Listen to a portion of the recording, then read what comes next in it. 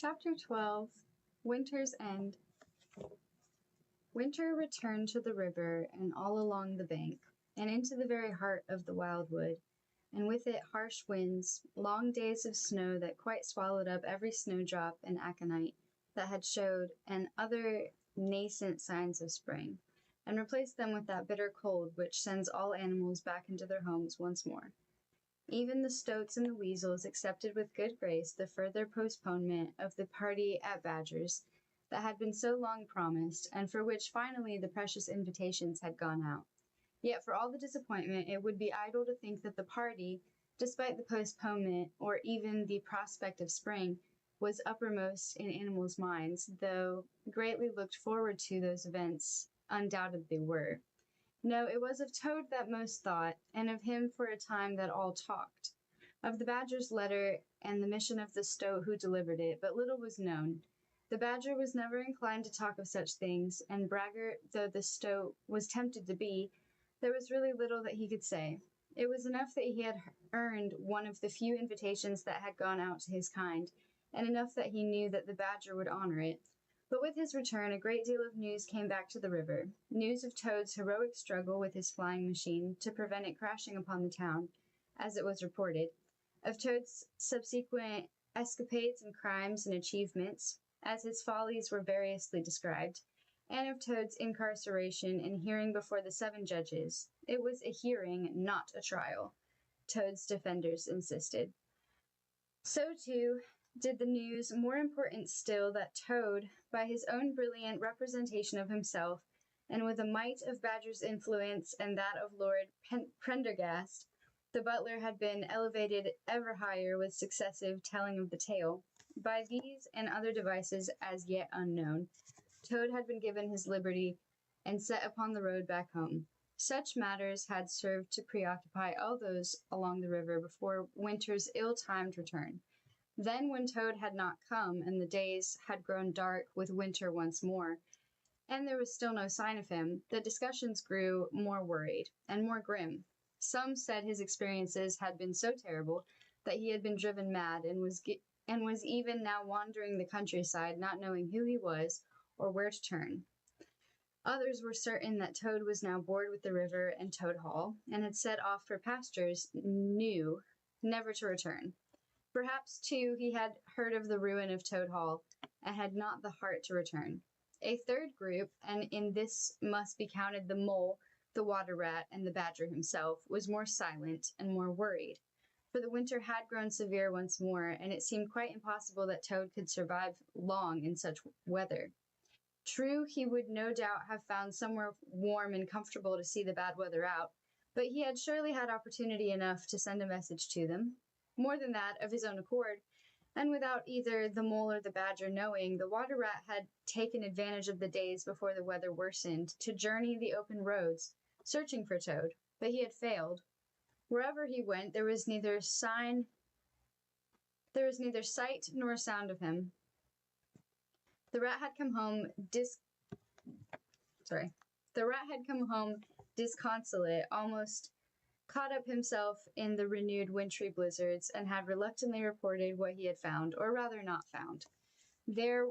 So there was little enough cheer about the river in those hard long weeks, and one by one the animals became silent on the subject of Toad, and fearful, including Mole and Rat, and even Badger.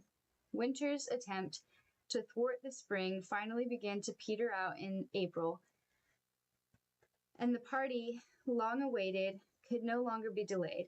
The Badger's honor was at stake, as the Rat had said before, and if there was any more procrastination than with the warmer weather now on the way, who would have time for a get-together in the wild wood?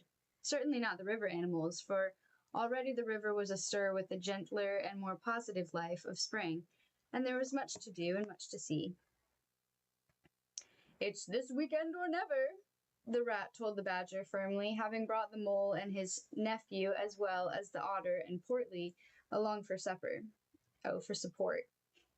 They all nodded grimly, though the 2 youngsters were nervous of this role, which the Water Rat had thrust upon them, and would certainly have turned tail and run if the Badger had growled loudly and expressed his irritation, but he did not.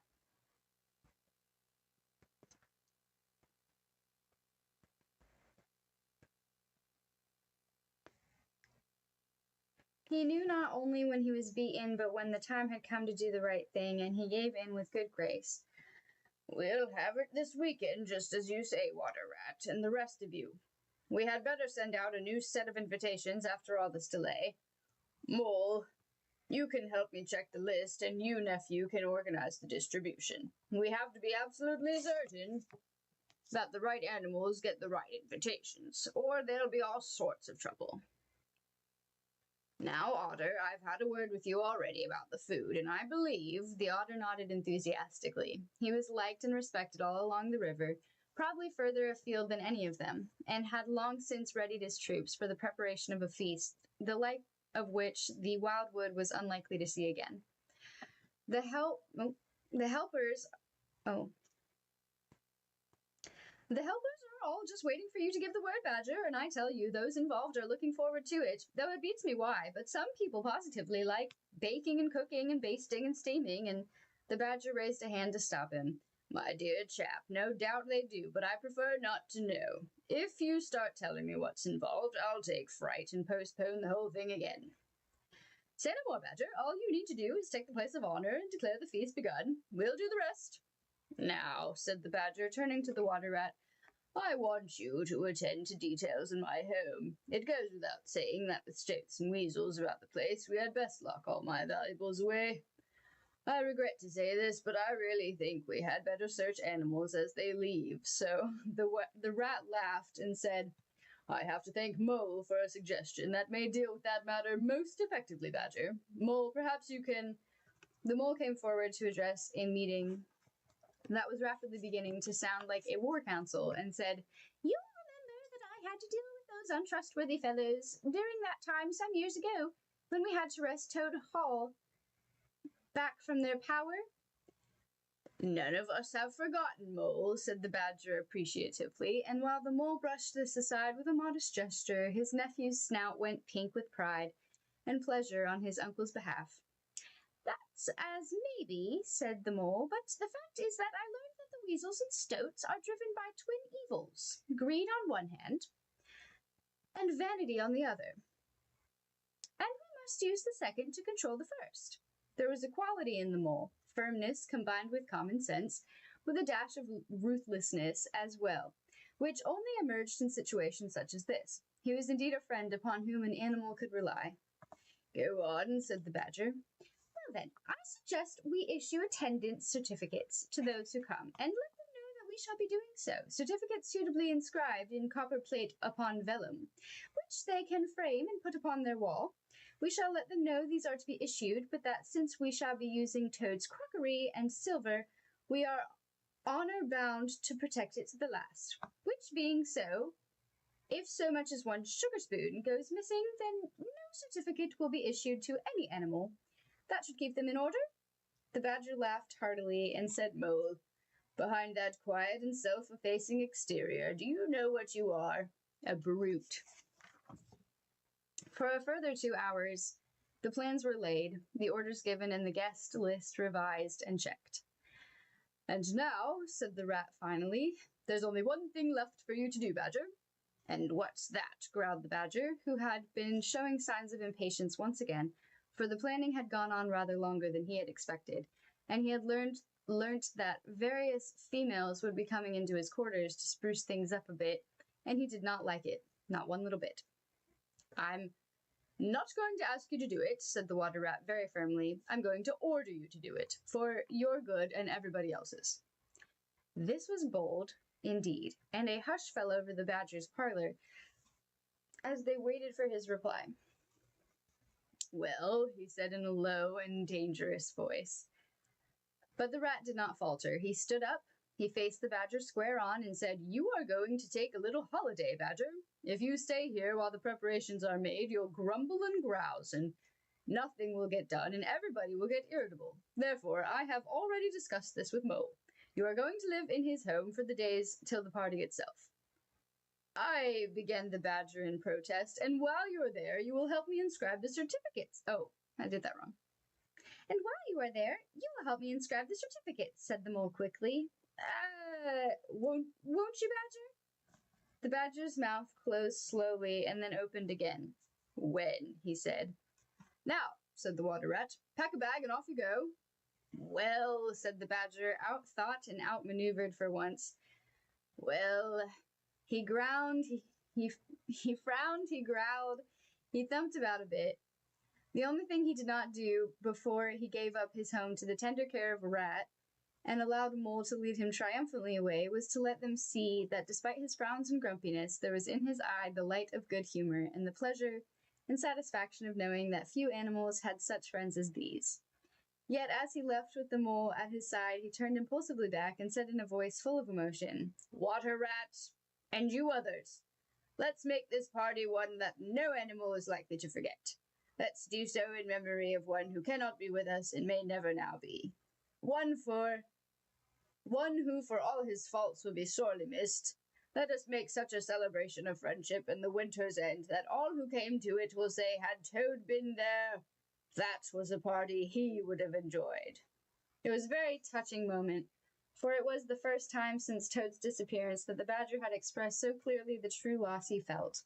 Indeed, if by the end of his rousing words his voice was a little rough, a little choking even, and his eyes moister than they had been, so much so that when he turned once more to leave, he took the opportunity of brushing aside a tear. Then it was all no more than the others felt, and yes, this would be a party that Toad might have enjoyed. The next few days passed rapidly, and if the weather stayed inclement and winter would not yet admit defeat and be gone, the spring-like mood among the animals of river, of bank, and of wildwood made up for it. Before long, it was as if every animal alive was involved one way or another with the coming festivity. What with the preparations of food, in which the rabbits took a leading part, and the choosing of drink, wherein the weasels and certain of the stoats could not be excelled, and the decoration, and here certain of the otter's female friends emerged from an anonymity in which he might rather they had stayed.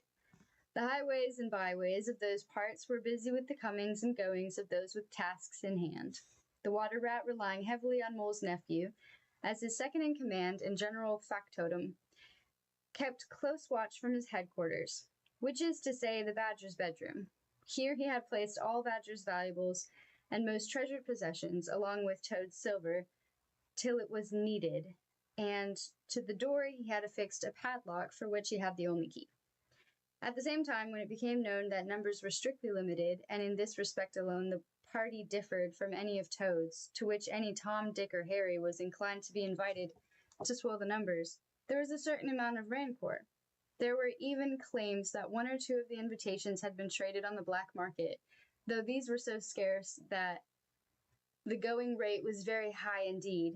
But in fact, those unable to attend had long since decided to hold their own celebrations and to invite their own particular friends and neighbors. And many said, though these, needless to say, were only those not going to the Badger's party, that personally they felt that the party they were going to was definitely the only one worth attending. Quite what the original purpose of the party had been was now forgotten, and the general feeling was, as the Badger himself had said, that the celebration was in memory of Mr. Toad, and all that Toad Hall had once represented. And in addition to that, it had been a long winter, and why not raise a glass or two in celebration of its end? But what of Toad Hall? Was it as ruinous as people said? Sadly, it was. The harsh days of winter's renewal had caused more pipes to freeze and more flooding, and now the wind had forced its way behind some of the shutters, window panes were broken, and the place was growing more derelict by the week. It was only in deference to Toad's memory, now a wholly revered and heroic one in the popular imagination, if not yet in that of his closest friends, that none had yet despoiled the place further, or sought to loot it, or occupy some corner of it, but then everyone knew what had happened in years gone by, when the weasels and stoats had taken advantage of another of Toad's enforced absences, and none could doubt that if such advantage was taken again, then the wrath of the Badger and of the Water Rat and of the Mole would know no bounds. Added to which, and here the cunning Water Rat was the culprit, there was a rumor abroad that Toad Hall was haunted, and not a place to go near at all. That'll keep him away like nothing else, declared the rat with satisfaction when he told the otter of his clever ruse to keep Toad Hall safe till the proper authorities could come in and seal it, or whatever they must do when spring finally came. You're a clever animal to think of that, said the otter, but are you sure it isn't really haunted?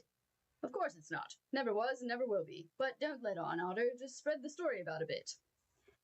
By the party's eve, all the preparations were done, and the rat went to bed, with Nephew tucked up beneath one of the tables already laid in the parlor, and ready for the morrow afternoon, both feeling that theirs was a job well done. The rat could do with some sleep, for in addition to his other duties, he had felt it best to find time to cross the river in his boat to visit Mole End, just to see that all was well with the badger, which indeed it was.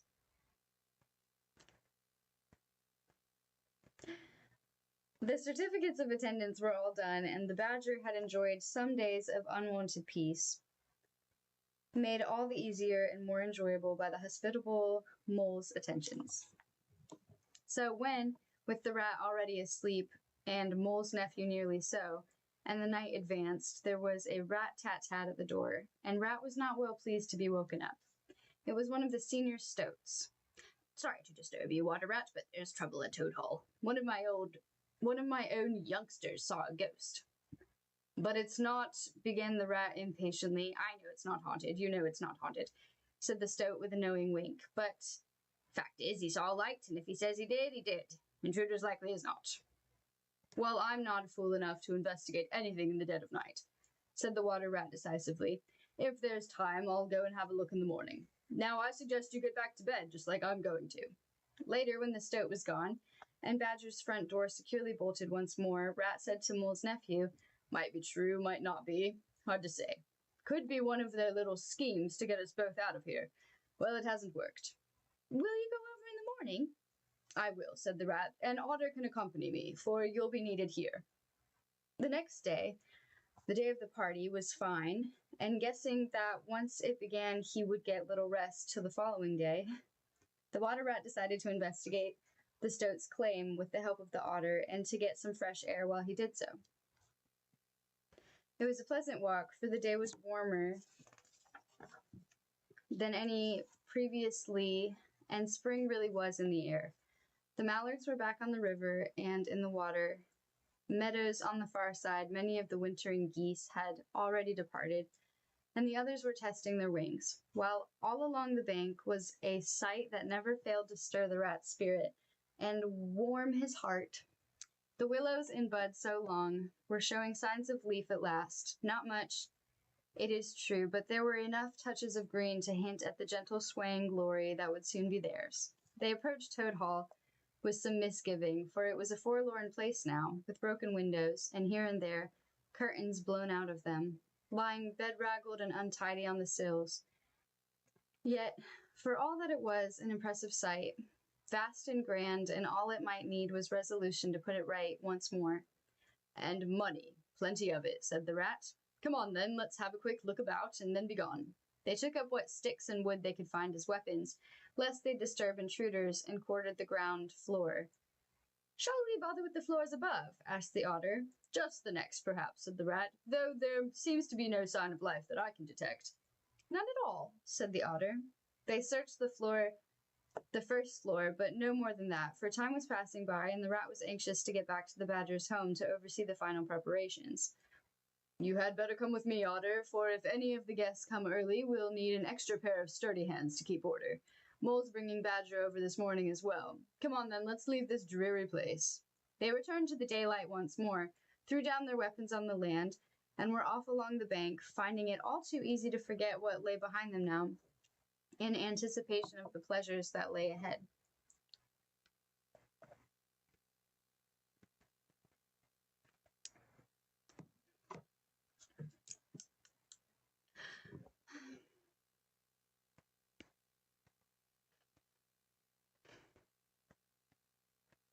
Of the start of the badger's party and its progress into the clear, mild night, little need be said but this. Some parties have all the ingredients for success: the food, the drink, place, the occasion, and the company, and yet do not quite come off.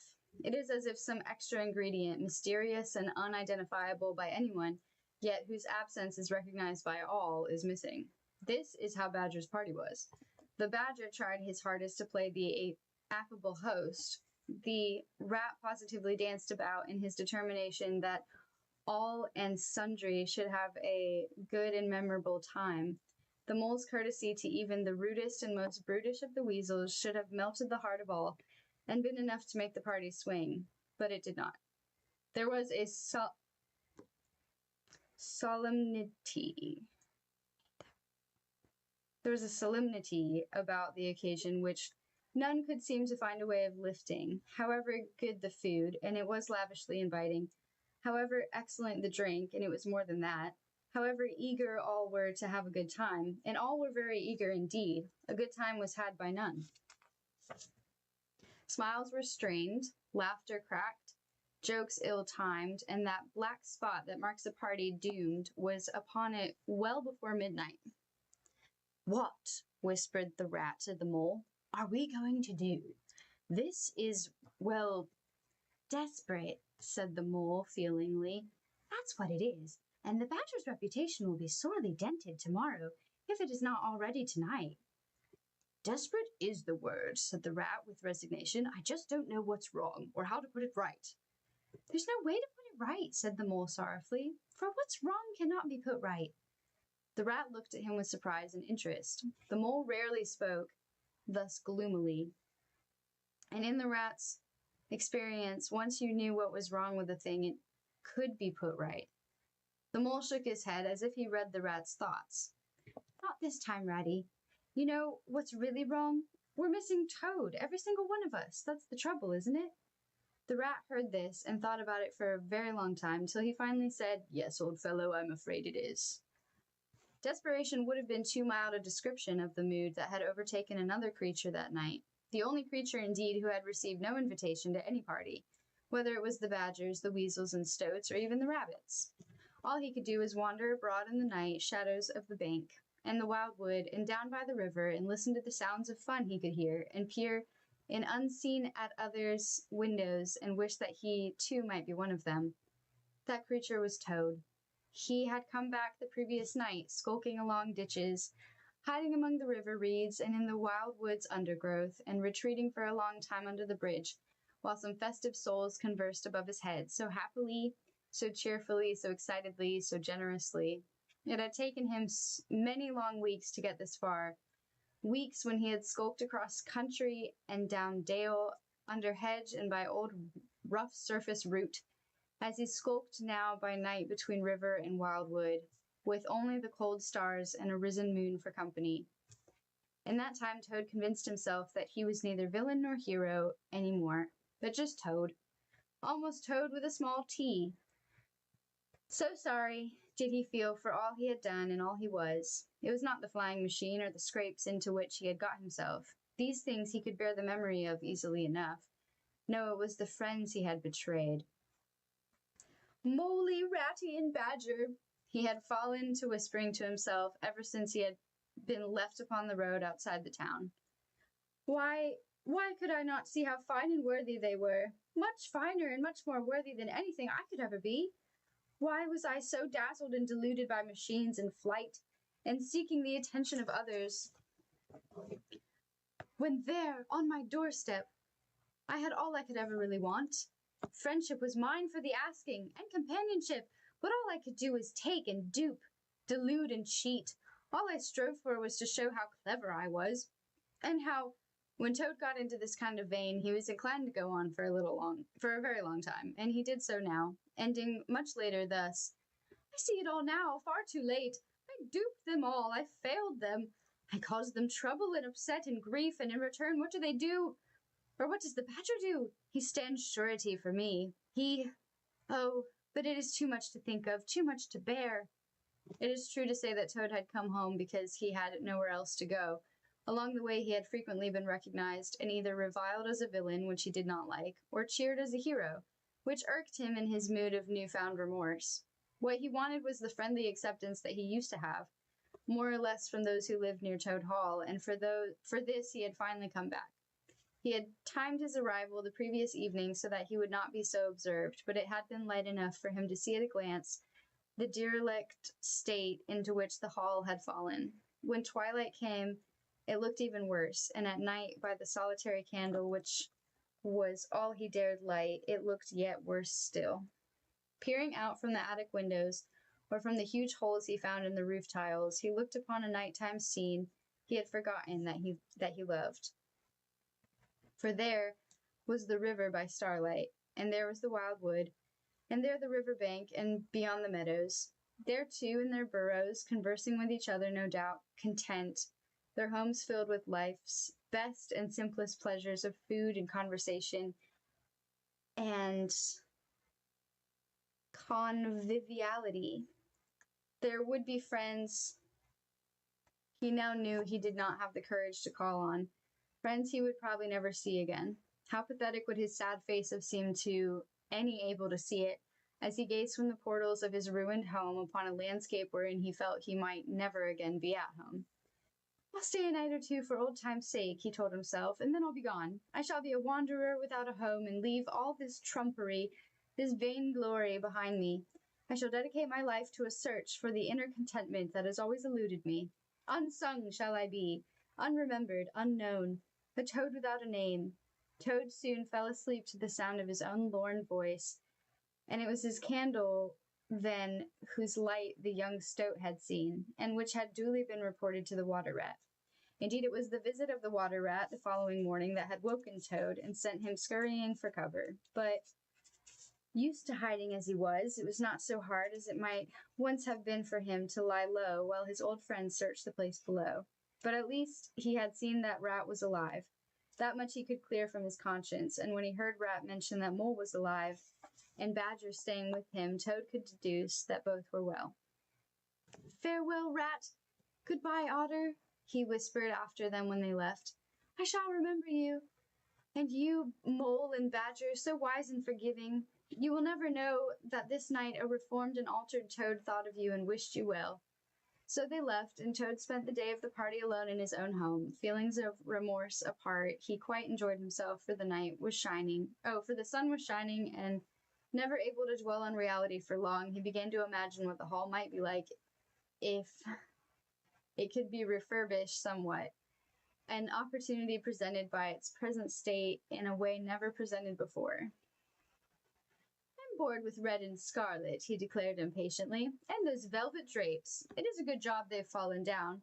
As for all this furniture, why, it's been getting me down for years. Then Toad ventured into the kitchen and found certain provisions still intact, as well as some claret laid down by his father decades before, and made himself a little feast, just to keep the wolves at bay. He made do with a writing bureau in his study as a table, choosing the sunniest spot he could find, and ate and drank his fill, ending with a little speech to the empty room on the subject of change, remorse, interior decoration, and the pleasures of a well-stocked cellar. This done, Toad slept once more, taking the precaution of retiring to one of the lesser bedrooms in the south wing, where the bed was but a small double, yet comfortable for all that.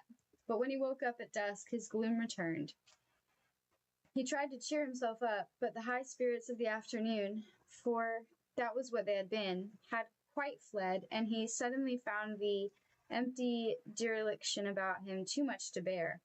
Toad therefore went out onto his lawn and paced about, wondering if he might play croquet by moonlight, or declaim a poem about his coming lonely struggle with life, and propose search for inner peace, perhaps making his address from the balustrade that commanded the best view of the lawn and river beyond. From there, he thought, I might be heard to best effect if there were an audience. It is a pity there is not. Feeling hungry again, he went inside, rummaged around the pantry, fed himself by candlelight on an upper floor, and said, It is enough. I shall sleep for the last time in the hall, and by dawn I shall leave. But these good resolutions were interrupted by a stirring at the window, where the panes broken, a light wind fretted the curtains. Somewhere a stair creaked, and the door seemed to slam, and Toad was suddenly overtaken by that irrational sense of fear that any alone in such a great place might feel. He left the candle where it was, for he had no wish for it to be seen at the window, and went to look out upon the advancing night. The moon was bright once more. A solitary cloud drifted towards it, across it, and away once more, and then another loomed. Impulsively, Toad decided he could not stay one moment more where he was. Moonlight will see me down the stairs. I must go. Then he was gone before the moonlight was clouded out once more, down the great stairs, across the ruined ballroom, and out onto the safety of the terrace. There he might have stayed and slept, perhaps, had he not heard some distant shout or moment of laughter and the sounds of the conviviality he missed so much. That must be the party Rat referred to when he was here earlier, he thought, little knowing what a dreary affair it had so far proved to be. It would do no harm, thought Toad, if I ventured over, though it is rather shadowy by night, and got near enough to Badger's place at least to hear what it is going on. A last look at those familiar faces, and then I shall really go. With an objective at last in mind, Toad was an animal renewed. He darted back into the gloomy, creaky hall, gathered together his few needs, 2 bottles of wine, and several cheeses and water biscuits and such like, in case he felt like supper later on, and was on his way. Here and there he stopped to eat and drink, lest the cold get to him, and to give him courage, for the wildwood is not an easy place at night, even to those who walk along its edge. He went by way of Otter's house, and seeing he was not at home, he took the liberty of popping in, to eat and drink in a little more comfort than was possible along the bank, which did not have the chairs and tables he liked to use if they were available. Toad even slept a little in the Otter's armchair, till, waking with a start, he remembered his purpose, which was to get as near to Badger's house as he could. The path into the wildwood looked forbidding, and Toad took an extra tot of the richer of the 2 wines he was carrying to give him strength and courage. I shall do it all at one go, so to speak, said Toad, whose enunciation was deteriorating. Toad paused and swayed and frowned and seemed to think. I shall, he said very slowly, not skulk. I shall not peer and peek. I shall. And here he took a straight swig from the bottle and nodded his head in agreement at his own words before wiping his mouth with the back of his free hand. He continued, I shall speak to the Badger. What I shall say I do not know, but say it I shall. Then that done, I shall turn and leave these parts forever. Now then, let's be off as best we can up this dark and shady bath.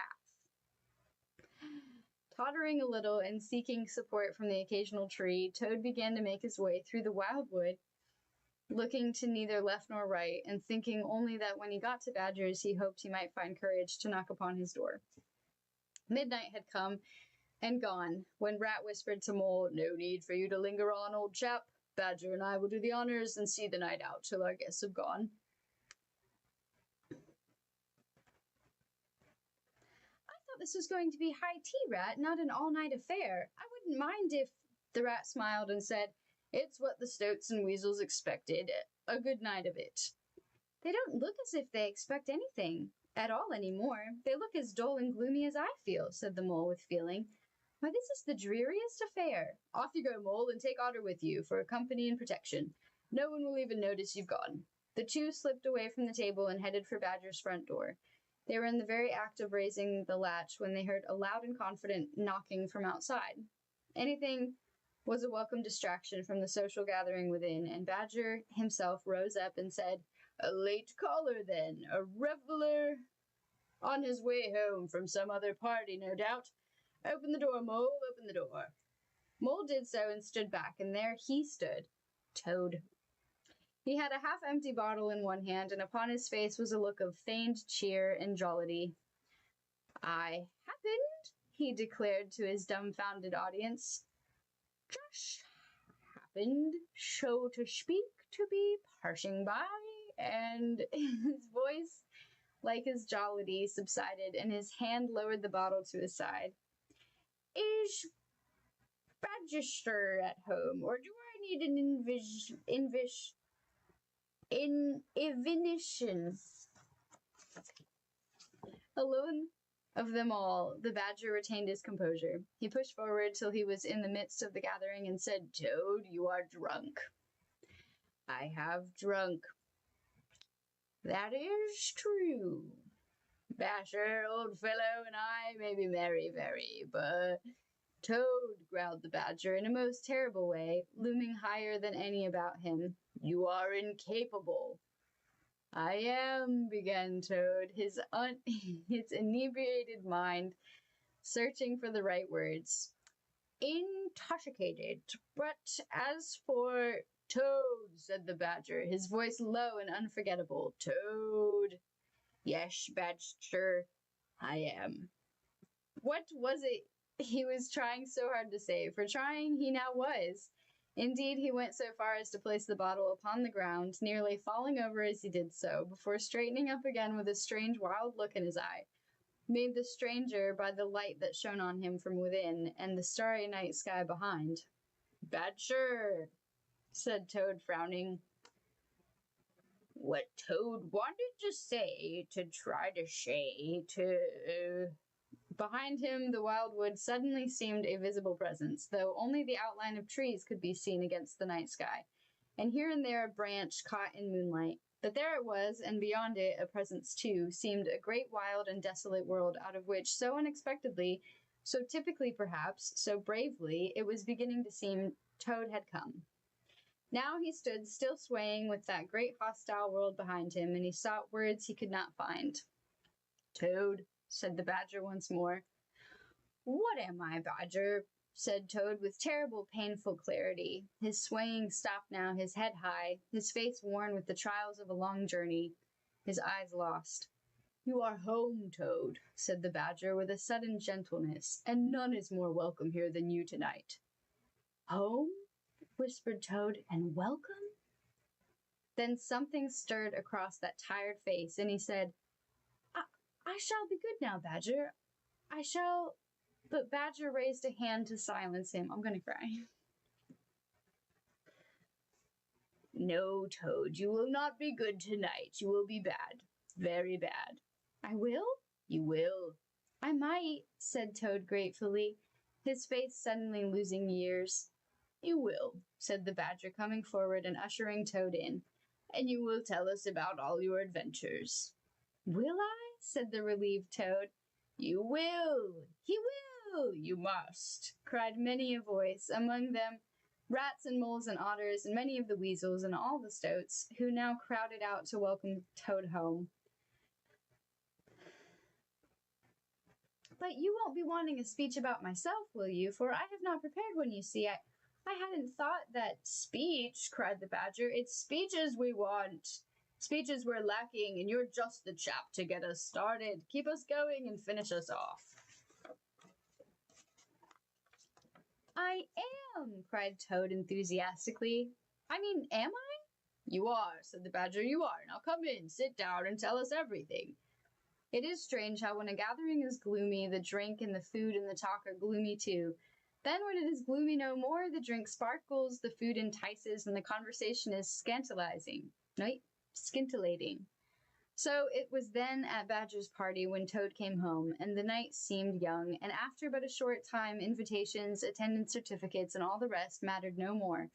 For whether it was from a weasel who had seen Toad rollicking earlier along the bank, or a sharp-eyed stoat rather later, staggering through the wildwood, the word soon got out that Toad, the Toad, Toad of Toad Hall, was at the Badger's, and it was open house.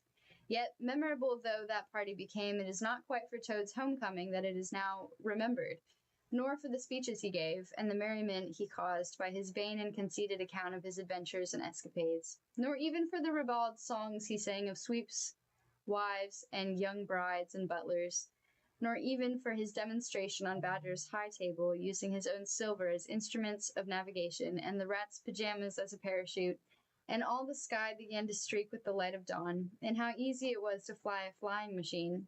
No, Badger's party, the most memorable ever given in the history of the river and the wild wood, is remembered for something more. For as the dawn rapidly advanced, and the entertainment had spilled over onto the clearing outside the Badger's front door, the mole was heard to say, To the rat, "Old fellow, tell me, have you heard the expression red sky at night, shepherd's delight, red sky at morning, shepherd's warning?" "Why?" asked the rat. "Because," said the mole, "the sky is red, and growing redder, over there." And he pointed, and all fell silent as he did so, and looked in the direction he indicated. "But that's over Toad Hall way," said the otter slowly, but it was rather more than that. It was Toad Hall. The shouts of fire were useless. The general rush down to the bank and thence over to Toad's estate held no hope that it would be in time to serve a useful purpose other than to be spectators at an unstoppable conflagration. The only practical action came from the rat, who, guessing at once the way things must be, cried out to the weasels and stoats, "Bring whatever food and drink you can, no point in leaving it." Finally, they stood staring dumbly at the flames that shot up the length and breadth of Toad Hall. At a little distance from them, and as close to the hall as he could get in the heat, stood Toad alone, silhouetted against the flames, almost demonic before the fire. "Let him be," suggested the badger, "for I think no words can console him." Then Toad slowly turned to them, stared at them where the flames lit up their faces, and cried out suddenly, "Don't look so gloomy, you fellows! Isn't it just magnificent? Did you ever see something like it? I haven't. My!" "But Toad," said the rat, "it's your ancestral home." "Was, you mean," said Toad excitedly. "But Toad," joined in the mole, "you'll have nowhere to live." "Ha ha!" cried Toad, dancing about as parts of Toad Hall began to crash and crumble beneath the inferno. "I had decided to get rid of it anyway." "Toad," said the badger with something of his old sternness, "you didn't." "I did not," protested Toad. "It may be that I carelessly left a candle burning, but do not use the word premeditation, badger, for it is a word that reminds me of things I prefer to forget. No, this is a careless accident from which much good will come. A new Toad Hall, bigger and better, finer and more splendid." "Not just a little smaller?" wondered the mole. "I may have one room less over there, perhaps," said Toad, turning back to the flames and waving in the general direction of where a scullery had once stood. "Or perhaps the ballroom might be more homely than it used to be." "But the money," said the rat, "what of that?" "Lloyd's will pay for it. Their word is their bond," said Toad with satisfaction, before dancing about some more. "My father thought of everything." "I think," said the badger, in a measured and careful way, "that perhaps I will, after all, have that additional glass of wine that I refused earlier." So the party continued into the morning, as Toad Hall burned down before their eyes, its lord and master the least worried of any of them there. Indeed, by midday, when all was but a heap of smoking ruins, Toad was already pacing about the lawn with the badger, both deep in conversation about the drawings, plans, and schemes that Toad had already had in mind, while the weasels and the stoats, sensing that the party was over, began to drift back to the wild wood and their homes. Standing on the bank by the river, where the last of the food and drink had been spread upon the grass, in the springtime sun, the rat said, "Mole, do you know what I think? I think we might perhaps venture out in my boat today." "Now!" cried Mole, who was the worse for wear. "Right away!" It did not take the water rat long to collect his boat, which was moored up by Otter's house, and bring it up river to where the mole waited so impatiently for his first trip of the season. "Just a short one, mind," said the rat, "just to whet our appetite for more." Then they were off, leaving Otter and Portly and the mole's nephew to wave them on. "Well, spring's here all right," said the otter after a short time, "and we've things to do. Portly, don't be long." The two youngsters were left sitting wearily on the grass, for the night had been a long one, with so much to take in. Yet Mole's nephew felt suddenly at peace. "Look," he said to Portly, and pointed to where Toad and the badger went busily about the blackened balustrades, pacing, measuring, conferring. "And there," said Portly, pointing to the little blue boat, in which the mole sat so happily, being sculled about the river by the water rat. And they spoke together, one for the river perhaps, and the other for the bank, where the spring had started now, and winter fled away. "Mole," said Portly suddenly. "I'm not Mole," said Mole's nephew gently. "Not yet, nor ever, I hope, but yes, it is as it should be. I think that all this is what I came to see. Now you had better..." The portly was already off, wandering along the bank and humming as he peered at the water, as otters will, to try to catch a glimpse of all the river promised through the season that had just begun. While Mole's nephew looked about him once again and heard the murmur of the badger's voice in the distance and the more excitable tones of Toad, and from the river the soft laughter of his uncle and the splashing of the rat's oars across the water, Mole's nephew nodded and sighed, and he lay back on the soft new grass and closed his eyes with sweet content, as the mole himself might have done, and listened to the joyful growing sounds of spring. The end.